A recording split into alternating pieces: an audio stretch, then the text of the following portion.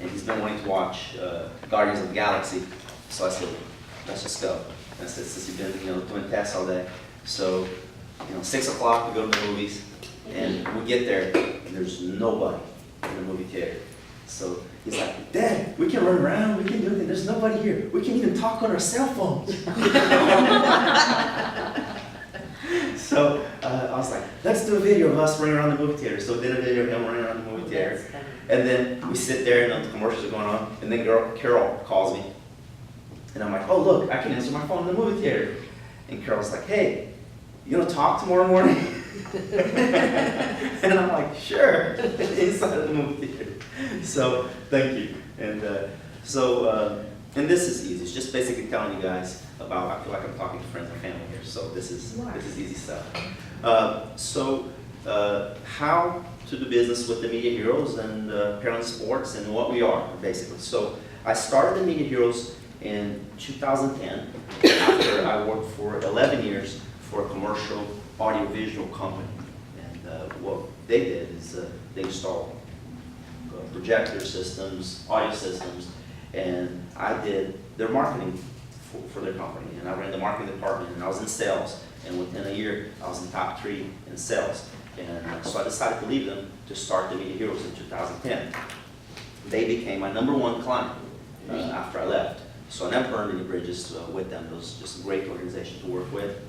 And after that, I started working with dentists and trucking companies, and it just became, it just kind of happened. My wife at the time was in the military, so that allowed me to jump into this venture. It was kind of scary, but and we just refined it as we moved along. And what we found out is, what is the Media Heroes? So at first, we wanted to be all things for all people. We realized we couldn't do that. We decided we are a digital media company, and we create content for our clients, and then we deploy that content online to help them do business. But first, we need to determine the audience. So if we have, for example, a trucking company, I was working with Navy Transportation. That was one of my first clients. Actually, Struhall Tire was my first client, Ann's brother, Gene. So while I was still at Industrial Audio Video, her brother, Gene Struhall, he loved audio systems. And he said, Sasha, I'm going to start a new department for Struhall Tire where we're going to put really awesome audio systems in cars. And I want you to do a website for me, because he knew I was doing the marketing side for Industrial Audio Video. And he was going to use some of our equipment in his cars. And he says, I want you to do a website where you see a tire, and the tire is animating, and it's squealing, there's smoke coming out of it. And then I want, a cool voice that says, Struhall Tire. So we did that. So we did the animation, and we got the smoke and Struhall Tire, and then a car with the audio system coming out of it. That was probably 99 or 2000. So, it was all flash. It was clunky, but, you loved it. And that was my first side client for the Media Heroes. And then I started working with dental offices. But the way we refine the Media Heroes is, so if an organization comes to us and they says, okay, we have this product and we want to promote this product online, we want to sell it and we want to promote it. Then we find out, okay, who is your audience? Who buys this? And then we're very specific on how we create content about that product. So, and then we see this audience, where do they search for this? Is it on your website? Is it on social media? Is it on Google? And how do we get them to buy it? The end result is how do we get them to buy it? So if we want to promote it, you always have to market, because without marketing, there's no sales. So that's how we feel. You always have to market. So, for example, we were selling, I want to give you guys a social media example. We were selling a product for our clients, and is nationwide, and we created a Facebook campaign, and we paid $1,000 a month on Facebook only for these ads. And that brings enough people to the website to buy the product that and more than makes up for that. So our rule of thumb is if we can create at least 3 times the profit that we spend on marketing, that's a good campaign for us. We also promote a lot of community stuff. As many of you know, I was the campaign manager for Sherry Stockwell while she was running for city council position.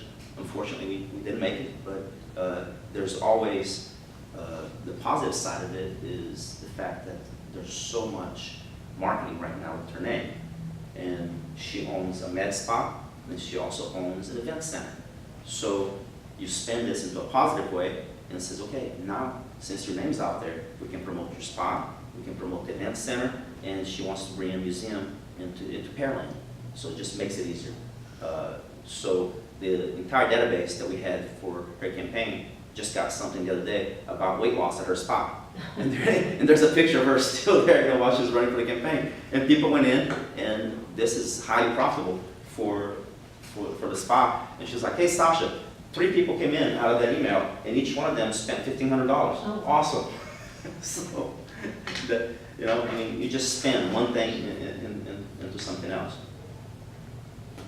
And if she decides to run again, right, does that improve her name recognition? Right, you just keep on going. You don't stop. It's like a machine. If you stop marketing, sales dies. That's just how we feel about that.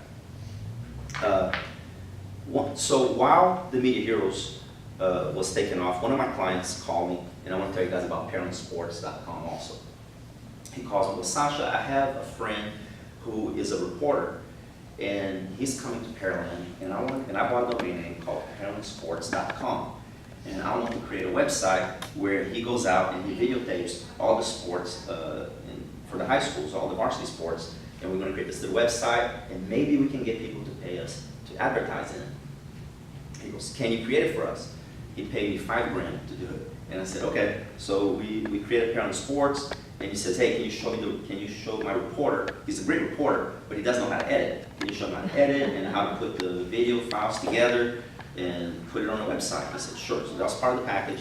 I showed him how to do that. And then he goes, okay, how do people advertise with us? So I said, well, we can put the videos before the video, highlights, and we can do different, like have a page for every one of the advertisers. We can have banners. And so we went through this whole process of what we could do for people to advertise. But I said, you're going to need eyes on this website first, because nobody's going to advertise with a website that doesn't have any hits. So he started putting content. Content's king. You have to have content if you want to publicize something. So we created all the videos he started creating, and then I said, okay, social media, we really have to hit social media with this. So we started creating clips that we put on social media to promote the story on the website.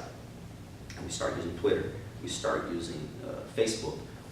Quickly, he had over 1,000 followers on Twitter, and then it's just grown. I think we have, I don't know, I think we have 5,000 or 6,000 or 5,000 or 6,000 followers on Twitter now.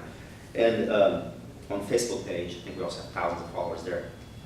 So after a couple of years, my client calls me and goes, Sasha, I'm so busy with my other businesses, I cannot run PearlandSports.com on Mac.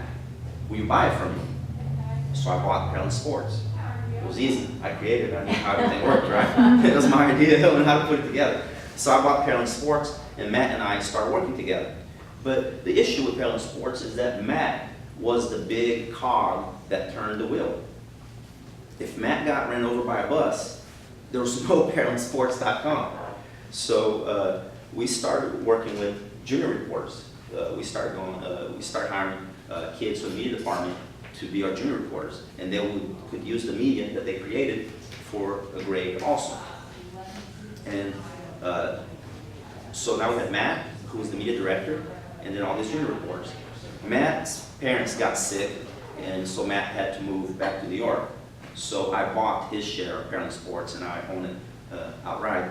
But that's what I still do. I go out and I work with these kids that I call junior reporters. We go to Turner High School. We also go to Pearland and Dawson.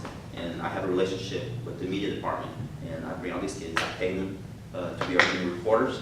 They do the stories. They write. Some of them write better than others.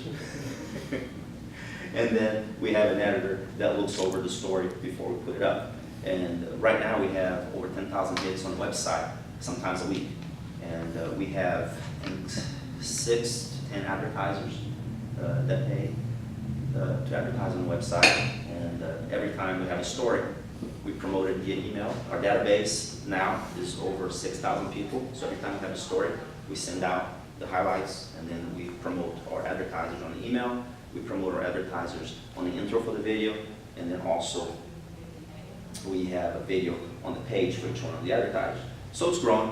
Our plan is to bring, to make sure that Pearland Sports works perfectly, as far as like we have a system for it.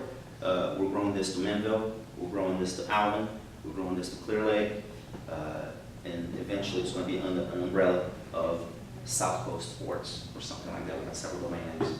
So, and we're just going to continue to charge based on, you know, first we have to get eyes on the website, and then we get clients to pay to advertise with us. And I have a young lady that's actually a reporter from North Texas, and we may start doing just like a studio story here pretty soon about maybe Pearland and other areas. So that's Pearland Sports and the Media Heroes. Any questions? No? Okay. I have a question. So who is your best industry prospect for you, for this Media Heroes? Like you were saying, dentists? and- Right. For a while there, dentists seem to be some of my best prospects. If you are a small to mid-sized company who needs to promote your product or service, or if you need to educate your employees